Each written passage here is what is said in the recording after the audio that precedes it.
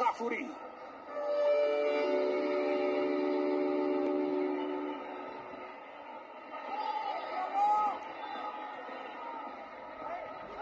باز هم فرصت برای یاران پرسپولیس، باز هم عبدی آزاد داده خط دفاعی استقلال رو تو دروازه، یه ضربه و گل!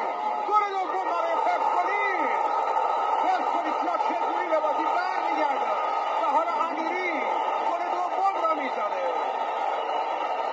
در ایام فاطمیه همه بچه‌های فوتبال ایران احترام میذارن به ساحت مطهر و مقدس حضرت فاطمیه زهرا سلام الله علیها. گل دوم به ثمر میرسه و پرسپولیس 2-1 جلو میفته. چه بازی شده، هیچ قابل پیش‌بینی نیست. آیا میشه همه این اتفاقات رو به اون تعویض اول نیمه دوم ربط داد یا خیر؟